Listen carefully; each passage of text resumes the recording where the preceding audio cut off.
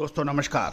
Colonel Ajay CEO Ajay astro money Guru first global astro finance digital channel से आपसे मुखातिब होता हूँ। आज 12 अप्रैल सन 2026 रविवार। दोस्तों आज के इस एपिसोड में हम खाद्य तेलों के साप्ताहिक विश्लेषण करेंगे।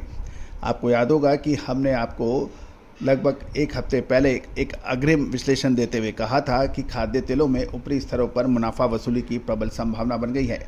नतीजा आपके सामने है। 10 अप्रैल को समाप्त होने वाले सप्ताह में साप्ताहिक शानदार गिरावट देखी गई। गौरतलब है कि ये इसके बावजूद हुआ कि पश्चिमी एशिया में चल रहे जियोपॉलिटिकल टेंशन में अमेरिका, इजराइल और ईरान के बीच समझौते की कोई असर या आसार अभी नज़र नहीं आ रहे हैं। उसके बावजूद भी खाद्य तेलों में गिरावट दर्ज हुई। हमारा अग्रिम विश्लेषण सही साबित हुआ। दोस्तों ये सभी जानकारी आपको रिसर्च व अनुसंधान के लिए दी जा रही है। किसी भी प्रकार की लाभ हानि की जिम्मेदारी हमारा चैनल नहीं लेता है और ये जानकारी स्पॉट यानी हाजिर बाजार के को ध्यान में रखकर दी जा रही है। आप हमारा डिस्क्लेमर भी बहुत ध्यान से पढ़ लें।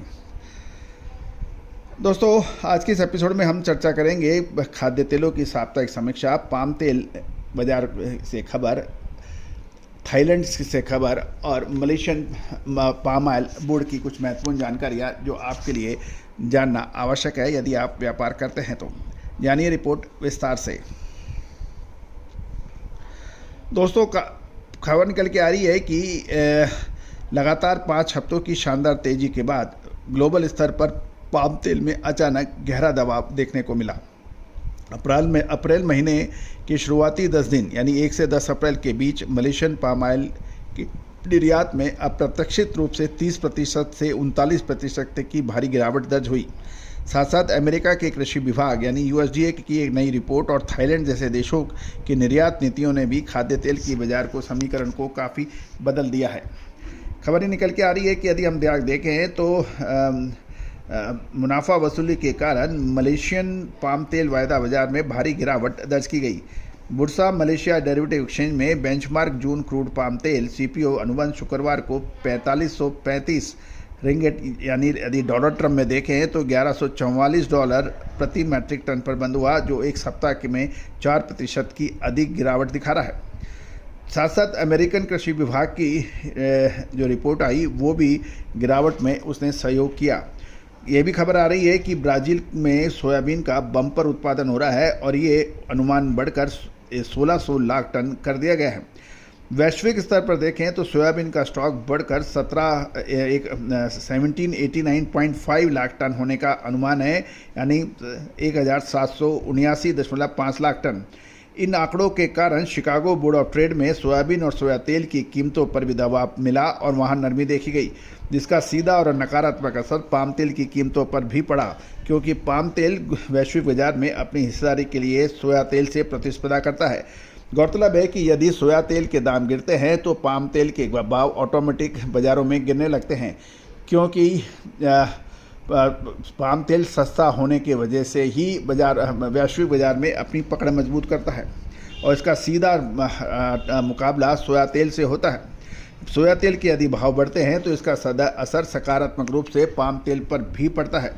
साथ साथ यदि हम Malaysian palm oil board MPOB की बात करें तो मार्च महीने में रिपोर्ट के अनुसार मलेशिया में उत्पादन 7.21% बढ़कर 13.8 लाख टन हो गया है।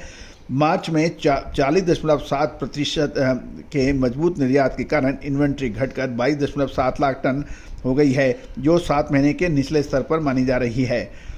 साथ साथ अप्रैल की शुरुआत में निर्यात की सुस्त रफ्तार ने चिंता बढ़ा दी है। मलेशियन बाजारों की विशेष ब्यूरो रिपोर्ट का कहना है यदि निर्यात की गति यही रही तो मौसमी उत्पादन बढ़ता गया तो पाम तेल का स्टॉक फिर से तेजी से बढ़ने लगेगा, जिससे कीमतों पर दबाव गहरा सकता है। यानी समझिए कि मलेशिया का उत्पादन 7.2% बढ़ा और ये 13.8 लाख टन हो गया और मार्च में 40.7% के मजबूत निर्यात के कारण इन्वेंट्री 22.7 लाख टन की रही।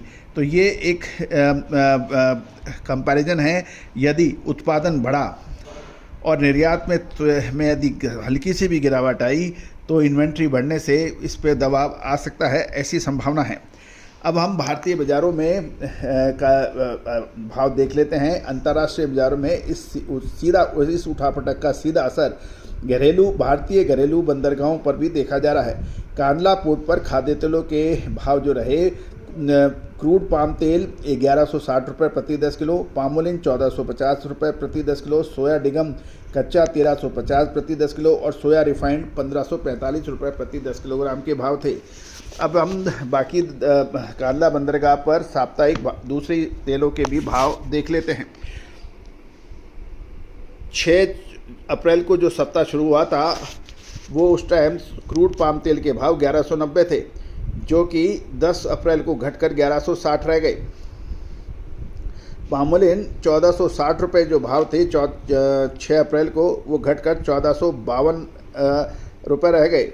सोया डिगम की बात करें तो 1345 रुपये जो 6 तारीख को थे, वो 1350 रुपये 10 अप्रैल को है। सोया रिफाइंड के तेल 1565 थे जो 6 अप्रैल को, वो घटकर 1545 10 अप्रैल को रहे। सनफ्लावर की बात करें तो 1620 के जो भाव थे 6 अप्रैल को, वो घटकर 10 अप्रैल को 1605 रुपये रह गए। सनफ्लावर रिफाइंड 1710 से घटकर 1700 रुपये रहे। कुल मिलाकर रिफाइंड के जो दाम हैं, मतलब कुल मिलाकर खाद्य तेलों में जो 6 अप्रैल से 10 अप्रैल के बीच के जो सप्ताह है उसके अंदर गिरावट ही देखने को मिली। दोस्तों, अब हम और कुछ विशेष चर्चा कर रहे हैं। अब हम चर्चा कर रहे हैं कि आगे क्या संभावना है और कौन से बिंदुओं पर हमें रखनी पड़ेगी नज़र खाद्य तेलों के उतार चढ़ाव के लिए। मसाले, खुशबू और प्योर झांझ, टेस्ट से भर दे हर जुबां पे स्वाद। एवरीडे मसाले, देश का स्वाद। दोस्तों, सबसे पहले हम ये भी ध्यान देना पड़ेगा कि थाईलैंड ने 7 अप्रैल को एक घोषणा की, यानी थाईलैंड ने क्रूड पाम तेल के निर्यात पर नियंत्रण कड़ा कर दिया और घरेलू कीमतों को सीमित कर दिया, जिससे ग्लोबल सप्लाई भी प्रभावित हो सकती है। साथ साथ होमरूज, स्ट्रेट ऑफ होमरूज के आसपास तनाव अभी भी जारी है और कच्चे तेल की ऊंची कीमतों के कारण बायोडीजल की मांग अभी भी मजबूत बनी हुई है। साथ साथ हमें ये भी ध्यान देखना पड़ेगा कि इंडोनेशिया का B50 जो मैंडेट है, इंडोनेशिया द्वारा इस वर्ष के अंत तक B50 बायोडीजल मिश्रण नीति लागू करने की योजना भी पाम तेल के लिए एक सकारात्मक रुख मानी जा रही है। साथ साथ अमेरिका के अंदर भी बायोडीजल को बढ़ावा देने के जो एक्शन हुए उससे भी काफ़ी फर्क पड़ेगा। निष्कर्ष रूप से देखें तो फिलहाल बाजार दो तरफा दबाव का सामना कर रहा है।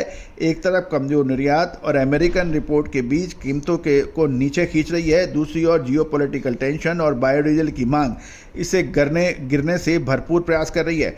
आने वाले सप्ताह में मलेशियन निर्यात की गति, शिकागो सोया तेल का रुझान बाजार की दिशा निर्धारित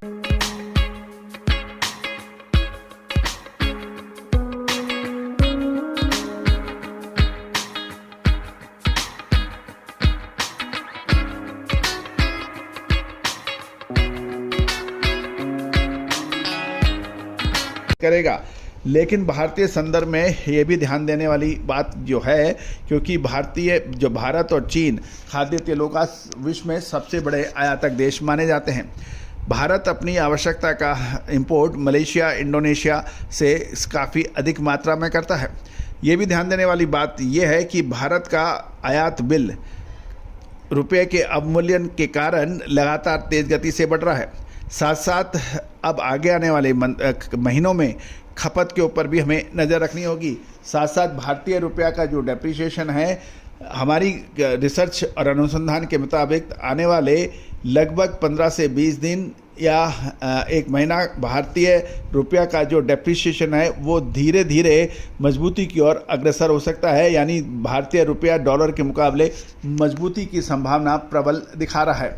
तो दोस्तों, ये तो समय बताएगा कि क्या होगा, लेकिन आपको याद होगा करेंसी के ऊपर जो हमने अपडेट दिया था, हमारे SEBI registered research analyst mister Tushar Jain ने भारतीय रुपया का 95 रुपीज़ का जो एक लेवल दिया था, जब वो 92-93 रुपये चल रहा था, वो अक्षर सत्य साबित हुआ। आप तुषार जैन के लगातार अपडेट, विश्लेषण करेंसी, स्टॉक्स एंड कमोडिटीज़ पर देखना बिल्कुल ना भूलें। याद रखना दोस्तों, व्यापार करना सिर्फ खरीदना या बेचना नहीं है, व्यापार सही समय पे खरीदना और सही समय बेचने का डिसीजन लेने का की कला है। और डिसीजन सही के लिए आपको विशेष विश्लेषण की आवश्यकता होती है, विशेष रिसर्च की आवश्यकता होती है। और दोस्तों, यदि आप ध्यान से देखेंगे, बाजार में तेज गति के भाव बढ़ने के बावजूद भी मध्यम और छोटा व्यापारी परेशान रहा, जबकि कुछ बड़ी कंपनियों ने संभवतः पैसा जरूर बनाया होगा, लेकिन असली कमाई ना किसानों के पास आई, ना छोटे व मध्यम व्यापारियों के पास आई। वो इस उतार चढ़ाव में घबराहट में ही रहा। माल खरीदा, तेल खरीदा, बाजार नीचे गिर गया, नीचे गिरा। जब उसने माल बेचा तो तेल ऊपर चढ़ गया। तो दोस्तों, इस उतार चढ़ाव से बचने के लिए आपको विशेष रिसर्च अनुसंधान की आवश्यकता होती है।